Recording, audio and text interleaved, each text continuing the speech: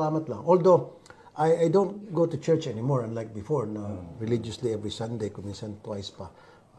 Pero once in a while, pag meron time, napapadaan ako sa church at bibisita lang ako ng ilang minuto sa mga chapel. Pero hindi na kasi kuminsan pag pupunta ako sa church, natutuktulan tayo. Kasi, kita mo, may mga naka-shorts doon. Hindi nga, marami ako experience yan. Kami na minsan, punta ako sa church, huwag magalit yung mga father ng kaibigan ko. Hindi, minsan napupo kami ni Jocelyn dyan. Sige. Lord, kagano'n ako. Tapos yung sa harap ko, low-waisted pants. Nakita ko yung tibak. Sabi ko, Diyos, Panginoon ko. Yun. Sa interview nila ni Julius Babaw, sinabi nitong ayaw na daw niyang magsimba si Senador Raffy Tulfo.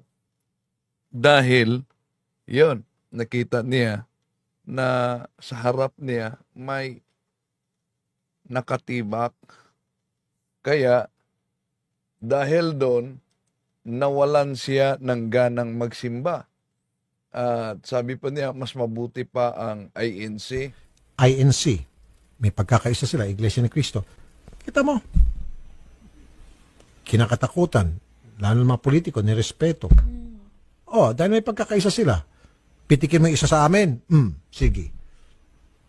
Bahala ka pagdating ng eleksyon, hindi ka namin boboto.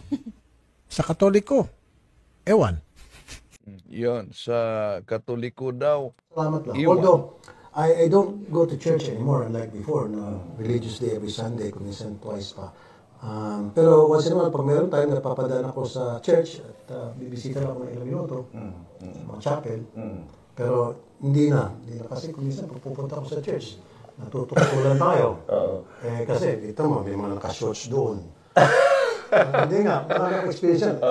Minsan, punta ako sa... Kaya binanatan tuloy siya ni Attorney Claire Castro, sabi ni Attorney Claire. Ang mga taong hindi nagsisimba dahil marami silang justifications na ibinibigay, maganda ba sila maging ehemplo sa komunidad? Ito ba ang sinasabi ninyong idol?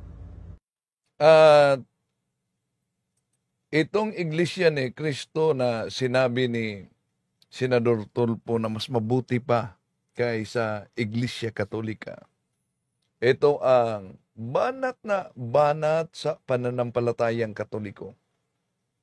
At kung wala kang alam sa ating pananampalataya, sigurado ka talagang matangay sa iba't ibang sikta. No? At lalo na sa Iglesia ni Cristo. Binanatan din nila. Kaya mapolitiko ka man, basta wala kang alam sa ating pananampalataya, manlamig ka talaga.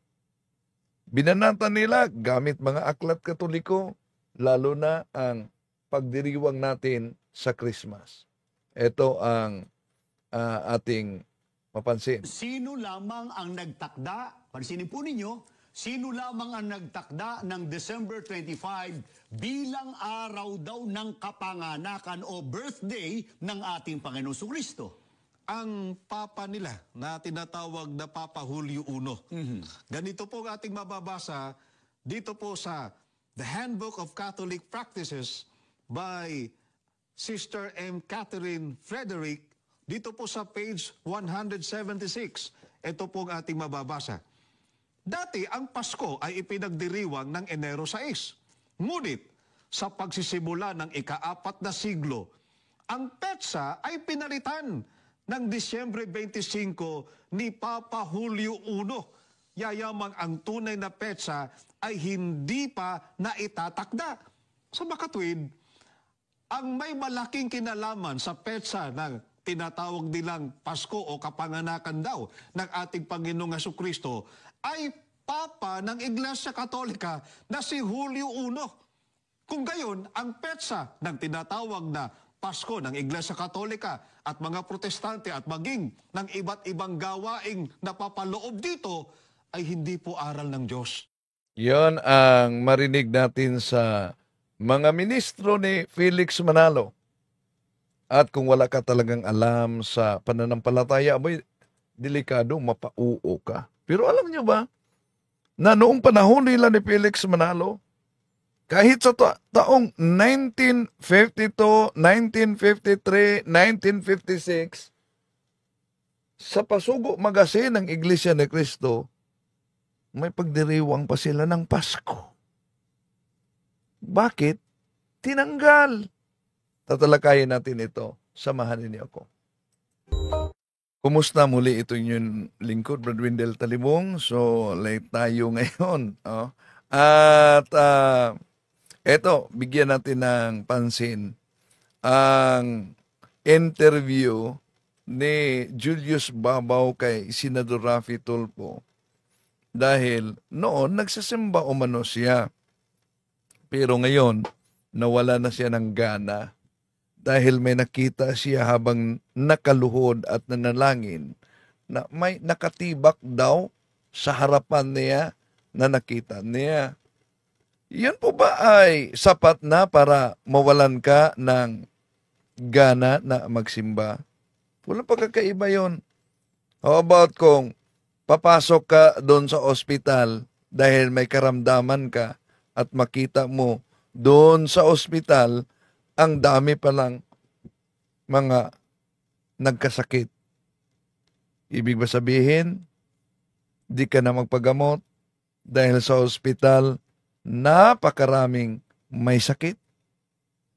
Ito, Salamat lang. Although, I don't go to church anymore unlike before na religiously every Sunday kuminsan. grabe no? Ayaw na talaga umano niyang magpunta sa simbahan. Hindi katulad noon na every Sunday, religyoso siyang magsimba. Salamat lang. Although, I don't go to church anymore unlike before na religiously every Sunday kuminsan twice pa. Pero once in a while, pag meron time, napapadaan ako sa church at bibisita lang ako ng ilang minuto sa mga chapel. Pero hindi na kasi kuminsan pag pupunta ko sa church, natutuktulan tayo. Kasi kita mo, may mga naka-shorts doon. Hindi nga, marami ako experience yan. Kami na minsan, punta ako sa church, huwag magalit yung mga father na kaibigan. Hindi, minsan nakupo kami ni Jocelyn dyan. Sige. Lord, ganun ako. Tapos yung sa harap ko, low-waisted pants. Nakita ko yung tibak. Sabi ko, Diyos, Panginoon ko. So, kung ito ang karanasan ni Senador Raffy Tulfo at dahilan sa papanghina sa kanyang pananampalataya, lalo na ang pagsimba, sabi ni Atty. Claire, Ang mga taong hindi nagsisimba dahil marami silang justifications na ibinibigay, maganda ba sila maging ehemplo sa komunidad? Ito ba ang sinasabi ninyong idol? pero kadalasan sa mga politiko, ilan lang na mga politiko na mga relihiyoso, kadalasan magpunta sa simbahan kung sila magiging ninang at ninong, di po ba? No? So, bago diyan mga kapatid, acknowledge muna natin ang ating mga kapatid ngayon sa mga kapatid nating pumasok sa ating punto por punto, sa ating comment section. No? Welcome po sa lahat nating mga kapatid. Tatalakayin natin ito mga kapatid. So, ito, si Rekrek, si Bicolana, si Shadow Kun, no? Lahat nating mga kapatid, Margie Saligan, ako, Senador Tulfo, ano bang nangyari sa iyo? Naniniwala ka sa ministro ni Manalo? Ipagpalit mo ang tunay na simbahan na tayo ng ating Panginoon Jesucristo. Ang babaw siguro ng pananampalataya. Antonio Nino, napakababaw na dahilan mo, Tulfo, kawawa. ala ang so yon ang kaniyang reaksyon, mga kapatid. Okay. So may reaction si attorney na bukas natin iparinig yung reaksyon ni attorney dahil sa pagkakataong ito, mga kapatid, sasagutin natin itong Iglesia ni Cristo na grabe ang banat nila sa aral ng simbahang Katoliko, no? Una, sabi ng mga ministro ni Felix Manalo na kung tingnan ang aklat Katoliko, kahit na si Soriano, di po ba? Si Soriano, binanatan niya ang simbahang Katoliko. Kung tingnan daw umano ang aklat Katoliko, noong unang panahon, abay, iba't ibang pitsa ang pagdiriwang ng kapanganakan ng ating Panginoong Hesus. Yun ang banat nila batay sa mabasa sa aklat. Paano natin ito sasagutin? Sino lamang ang nagtakda, pansinin po ninyo, sino lamang ang nagtakda ng December 25 bilang araw daw ng kapanganakan o birthday ng ating Panginoong Kristo? Ang papa nila na tinatawag na Papa Julio I. Ganito po ang ating mababasa dito po sa The Handbook of Catholic Practices by Sister M. Catherine Frederick, dito po sa page 176. Ito po ang ating mababasa. Dati ang Pasko ay ipinagdiriwang ng Enero 6. Ngunit sa pagsisimula ng ika-4 na siglo, ang petsa ay pinalitan ng Disyembre 25 ni Papa Julio I. Yayamang ang tunay na petsa ay hindi pa naitatakda. Sa makatwid, ang may malaking kinalaman sa petsa ng tinatawag nilang Pasko o kapanganakan daw ng ating Panginoong Jesucristo ay Papa ng Iglesia Katolika na si Julio I.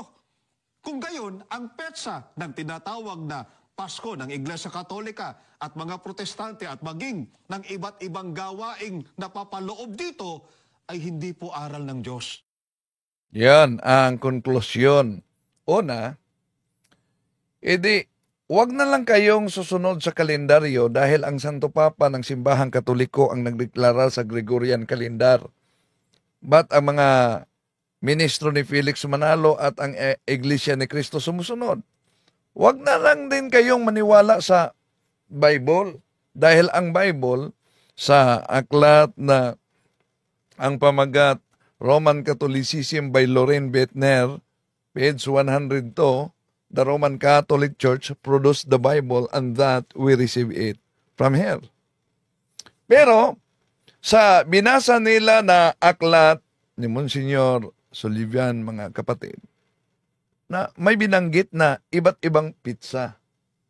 Kaya, pwedeng magduda, o nga ano, ba't noon, iba't ibang pizza? May January 6 na pagdiriwang. Meron pang buwan ng Mayo. Meron pang Nobyembre. Meron pang Oktubre. Bakit ganon?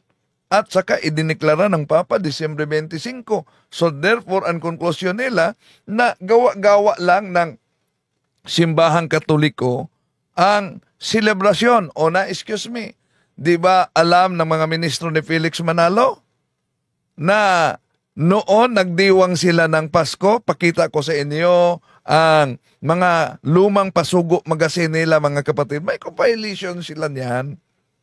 Pero, una, paano ninyo sasagutin itong paggamit nila sa aklat na iba't ibang pizza noon? Yes, totoo, na may iba't ibang pizza sa pagdiriwang kaugnay sa kapanganakan ng ating Panginoong Hesus. Totoo na noon sa early Christian, merong Enero 6. At totoo na merong buwan ng Mayo. Meron ding pagdiriwang ng Oktubre. At meron ding pagdiriwang ng Nobyembre. Pero tingnan natin at para maunawaan natin mga kapatid ang konteksto. Bakit ganon? Para maunawaan natin mga mahal na kapatid ang pagkakaiba kaugnay sa paniniwala sa pagdiriwang sa petsa at buwan sa kapanganakan ng ating Panginoong Hesus. Una, noon pa man, napakahalaga na ang pagdiriwang sa kapanganakan ng ating Panginoong Hesus. Pero, wala pa tayong Gregorian calendar sa panahong yon. At lalo pa, sa panahong yon, ang mga Katoliko ay hinahabol pa. Inuosig pa. No? So, yun ang konteksto mga kapatid.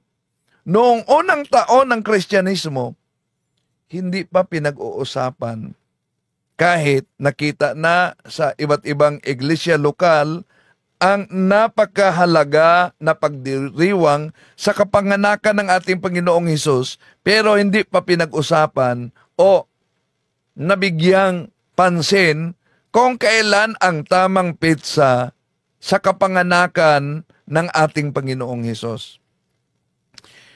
At ano ang dahilan, mga kapatid, na iba't ibang petsa at hindi pa pinag-usapan ang tungkol sa selebrasyon sa kapanganakan ng ating Panginoong Hesus sa Desyembre 25. Una, alam naman natin na sa early Christians ay ang daming mga erehe na lumitaw.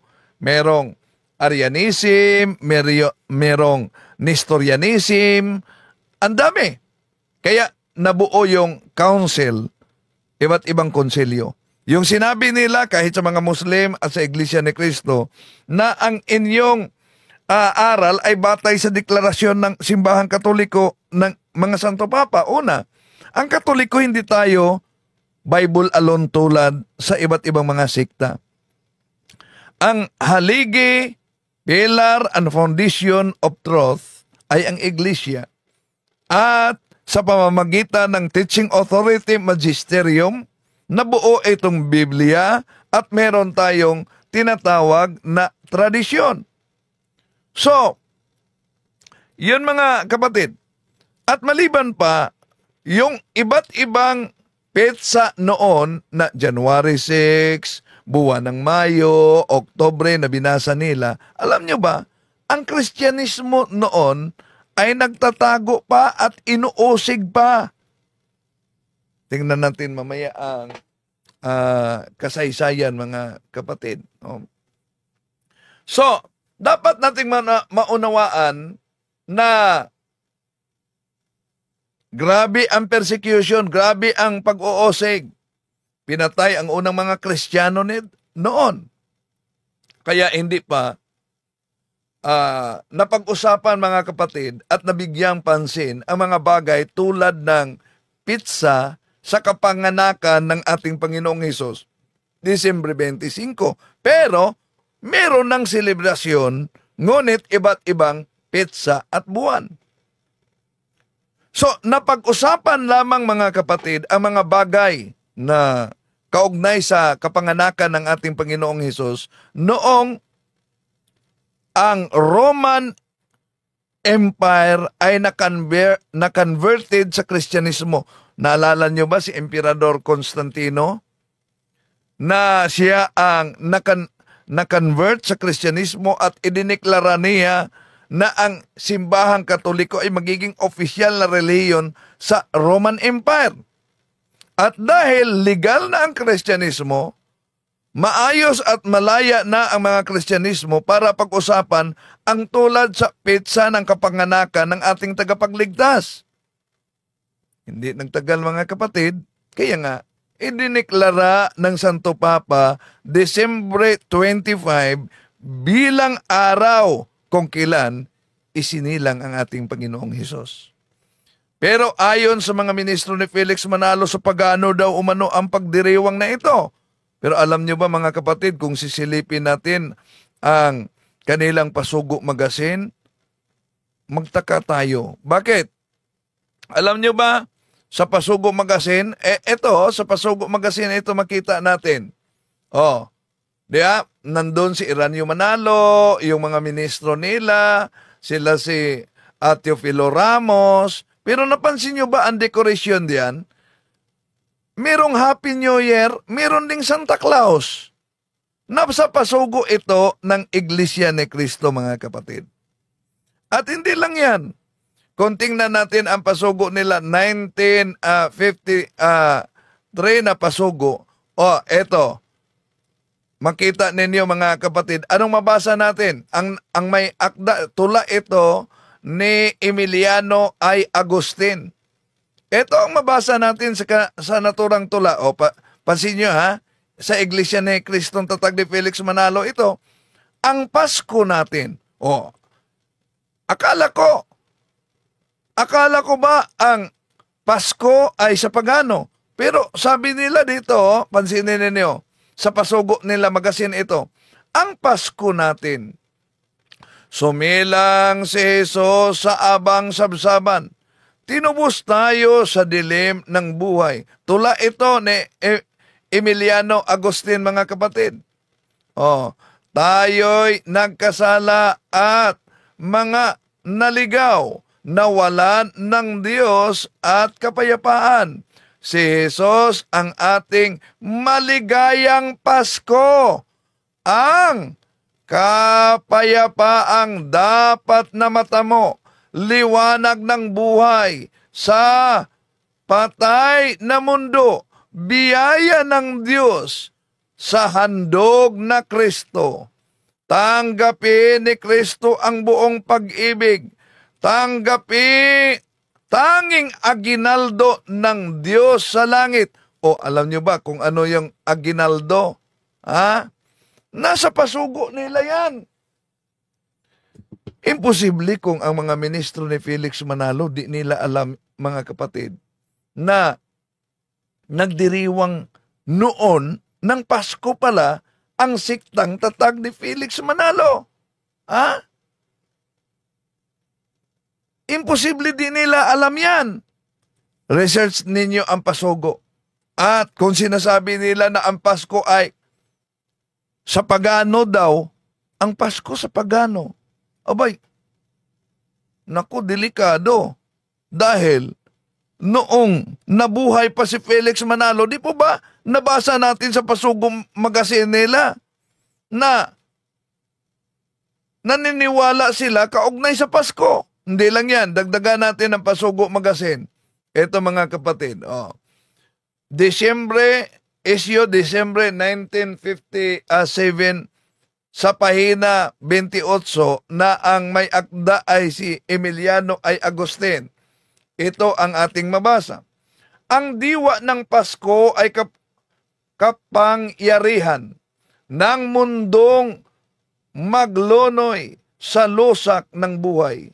Mabuting balita sa kinalulugdan, pagsilang ni Jesus sa abang sabsaban. Binanggit sa kanilang Pasugo Magazine, imposible di alam ito ng mga ministro. Pero parang nag-expire ang kanilang pananampalataya kaugnay sa Pasko.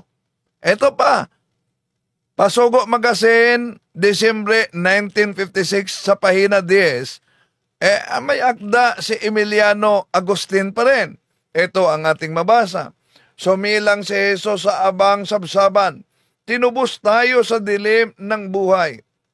Si Jesus ang ating maligayang Pasko. Ang kapayapaang dapat matamo. Tanggapin si Kristo sa buong pag-ibig. Tanging aginaldo ng Diyos sa langit. Ang kapayapaan o tunay na Pasko. Tanggapin nating Iglesia ni Kristo.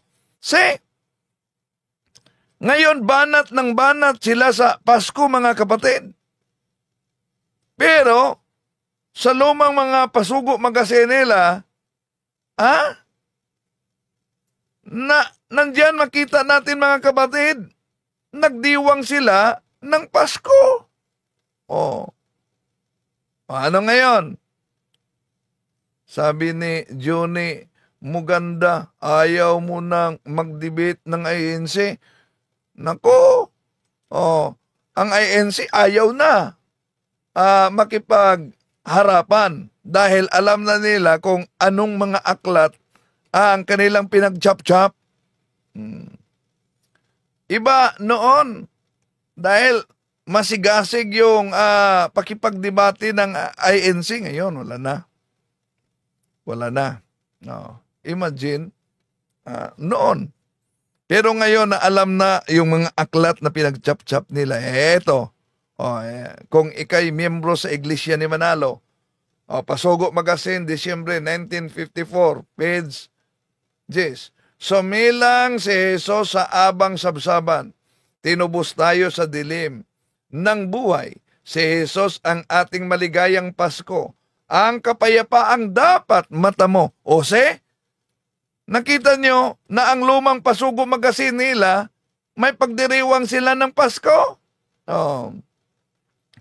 Yan, sabi ni Danilo Baladay, Talibong, bakit nang daya ka sa debate? Yan ba ang tama na tama? Naku, ikaw talaga, pag may mabasa, daya na talaga, pero di mo napansin, kapatid, na ikaw mismo umanib at nagpadaya sa siktang tatag lamang ng tao. Alam naman na na-surprise yung mga ministro ni Felix Manalo, sabi nila, daya daw. So, ang napaka-weak na argumento, yung pinabulaanan ang ebidensyang ipinakita. Na ngayon, paano ngayon na maliban sa confraternity, meron pang King James Version, 1611. At maliban diyan, kayo nga, bakit umanib kayo sa Iglesia ni Cristo? Natatag ni Felix Manalo. Nasa Pasugo Magazine, nasa rehistrasyon, ba't pinili ninyo? Ba't kayo nagpadaya sa siktang tatag lamang ng tao, mga kapatid? No? Kaya isip-isip naman pag may time, ha? Isip-isip pag may time. So, nakita niyo? Ito pa, dagdagan natin ng Pasubo. Pasubo ni Felix Manalo. Pasugo Magazine, 1952. Pedro Reyes Villanueva ang may akda. Ang Pasko ng Kristiyano, nako, sabi nila ang Pasko ay sa pagano. Pero sa Pasugo Magazine nila, ito, ang Pasko ng Kristiyano, kung may aginaldo, dapat tanggapin. Ito ay si Kristong sumilang sa bilin. So, dito makita natin, mga kapatid, na ang mga ministro ni Felix Manalo ay nagdiwang na noon ng Disyembre 25 Pasko. Sabi ni Juni, parang miyembro ito ng Iglesia ni Manalo. Saan mabasa sa Biblia na kasulat Disyembre 25 kapanganakan? Di mo nakita yan sa New King James Version? Merong chronology sa, tingnan nyo, King James Version na New King James Version, sa likurang bahagi, chronology, anong mabasa? December 25, birthday of our Lord Jesus Christ. At itong nakasulat sa Pasugo Magazine ninyo, ang Pasko ng Kristiyano, kung may aginaldong dapat tanggapin, ito ay si Kristong sumilang sa bilin. Tanong, anong buwan si Kristo sumilang sa bilin? Di lang yan, may dagdag pa. Ito, Pasugo Magazine, 1957, page 64. Ito mabasa natin, mga kapatid. At Pasko na naman, nagsabit ng parol sa mga bintana naghanda ang mga tao ng mga pagkaing sagana-sagana. Nagsuot ng hiyas ang mga dalaga at ang mga binata.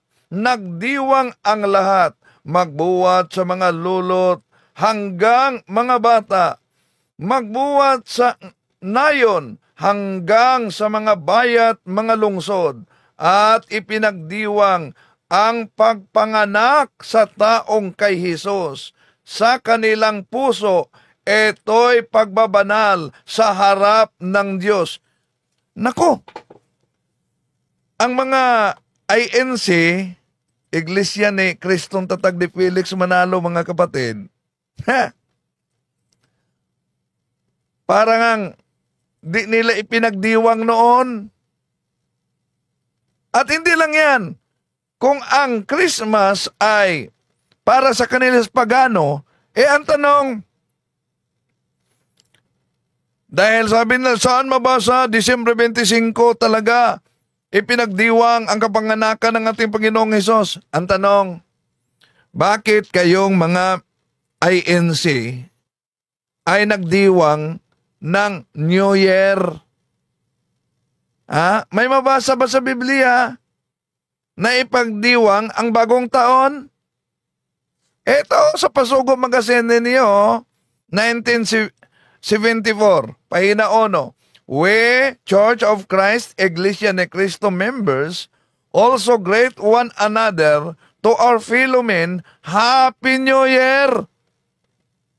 Ngayon, kung ayaw nilang mag-celebrate ng Pasko, mga kapatid, dahil para sa kanila ang Pasko'y sa pagano, di po ba nag-celebrate kayo ng New Year? At sa New Year, meron pa kayong fireworks display diyan sa Philippine Arena ninyo. Kung paganismo ang Kapaskuhan, una, nakalimutan nyo ba yung Pasugo Magazine ninyo? Nakasulat ang pagdiriwang sa Pasko. Hindi, sisihin ninyo ang sarili ninyo. Akala nila di natin makita yung pagdiriwang nila sa Kapaskuhan na nakasulat sa lumang Pasugo Magazine. At dapat tutuligsain nila yung sarili nila. Kung para sa kanila ang Pasko ay sa pagano. Hindi lang yan. Di ba ninyo alam na yung pagdiriwang ng New Year, lalo na yung mga firecrackers, ay ginagamit yan, nagsimula yan sa mga pagano? Di po ba makita natin tuwing bagong taon, diyan mismo sa Philippine Arena, di ba? Punong-puno ng fireworks display. Pero, tingnan, silipin natin ang kanilang, sa Pagan Custom page 48. Ito, mabasa natin. New Year's is one of the oldest and most universal of all pagan traditions. See? Kaya, kung ayaw nila na magdiwang ng Pasko dahil para sa kanila, ang Pasko daw ay sa pagano, bakit nagdiwang kayo ng New Year? Di nyo ba alam na ang New Year ay unang nagdiwang mga pagano? Kaya mga kapatid, tinatangkilik nila ang New Year na kung tingnan natin ang kasaysayan, ang nagdiwang ay pagano, ibig sabihin, tinatangkilik nila ang aral ng paganismo. Kutya sila ng kutya, tuligsa sila ng tuligsa sa simbahang Katoliko. Pero bumabalik mismo sa kanila. Atin ang tinatalakay kung bakit Disyembre 25 ang kapanganakan ng ating Panginoong Hesukristo. Kaya nga naalala ko si Bro GC, sabi niya, kung maghanap kayo ng pizza sa kapanganakan, huwag niyong hanapin sa Biblia. Dahil ang Biblia, hindi yan kalendaryo. Hanapin niyo sa kalendaryo. Ang problema, wala kayong sariling kalendaryo. Kami lang mga Katoliko, ang may kalendaryo, kinopya pa ninyo. Di ba? O kung ayaw nila ng deklarasyon ng Papa, huwag kayong mangopya ng kalendaryo. Magawa kayo ng sarili ninyo.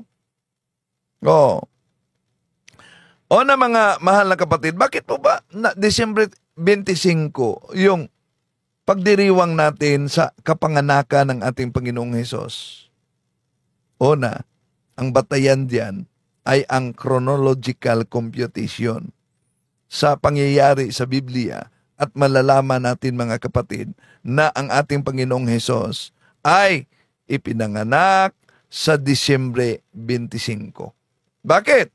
Una, kung tingnan natin, Lucas Kapitulo 1, versikulo 11, 13, patuloy sa 24. Di po ba? Si Santa Elizabeth, matapos mag-insinso si Zacarias sa templo, na mabasa natin sa Lucas Kapitulo 1, versikulo 11 hanggang 24.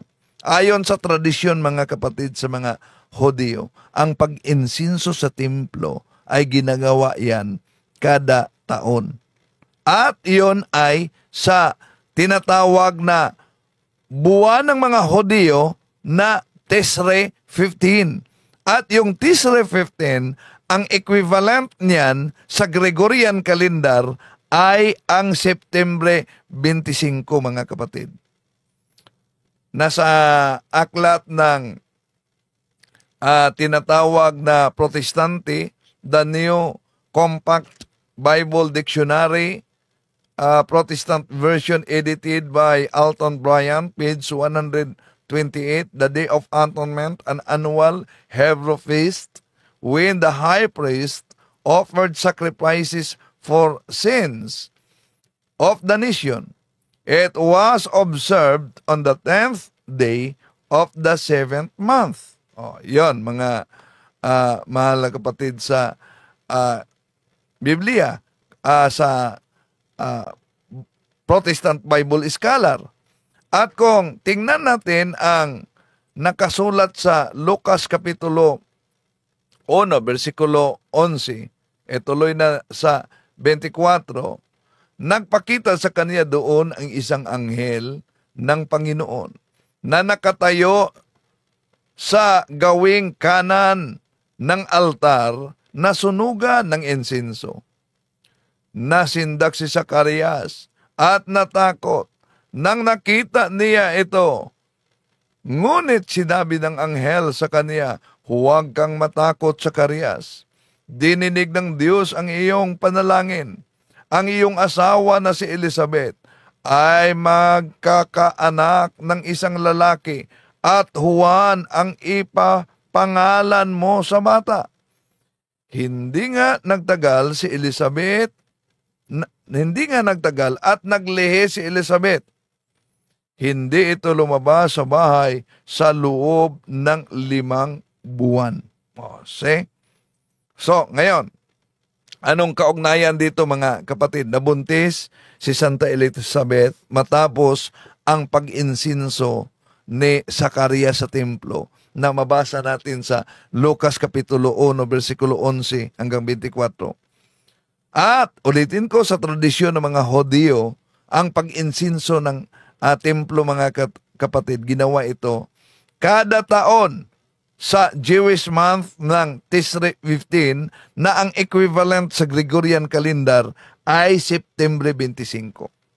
Ngayon, sa Lucas Kapitulo 1, versikulo 26, ituloy na natin sa 31, sa ika-6 na buwan sa pagbuntis ni Elizabeth, di po ba nagbuntis din ang mahal na Birhen Maria? Matapos nagpakita sa kanya ang anghel na si Gabriel. So, yun ay Marso 25 sa Gregorian calendar. Dahil ang pagbuntis ni Elizabeth ay Tishrei 15 na sa ating kalendaryo September 25. So magbilang ka ng 6 na buwan mula sa September 25, ang ika-6 niyan ay Marso 25. At magbilang ka ng 9 na buwan mula sa Marso 25, ang 9 na buwan na ianak ang bata, idi lumalabas mga kapatid, Desembre 25. Oh. Yun ang selebrasyon nating mga Katoliko. Kaya sa Merit Students Encyclopedia, page 477, ito mabasa natin. In 350 Anno Domini, Pope Julius I declared that December 25 was the true date of the Nativity. Ang sabi nila, aboy, hindi yan aral na mabasa sa Biblia. Aral na turo yan ng simbahang Katoliko sa pamamagitan ng kanilang Santo Papa. O, yun. Una, sino po ang dapat magturo? Dapat ba doon sa Biblia lahat kunin ang aral? Hindi. Sabi ng ating Panginoong Hesus sa San Juan Kapitulo 21:17 kay San Pedro, Simon, do you love me? Yes, Lord, I know that I love you. Then, feed my sheep. Feed my sheep. Ano po ba yung feed my sheep? Jeremiah chapter 3 verse 15, I will give you a pastor with all my heart, and he will feed you with knowledge and doctrine. Okay? So, yun mga kapatid, no? Dito lang muna tayo. Dito lang muna tayo. Itutuloy natin ito sa susunod. Dami pang mga ginagamit nilang mga aklat. Bukas siguro, isa-isahin natin yung mga aklat na ginagamit ng mga ministro ni Felix Manalo. Maraming salamat po sa inyong pagsubaybay. Ito inyong lingkod, Brad Wendell Talibong. Hanggang sa muli. Bye-bye.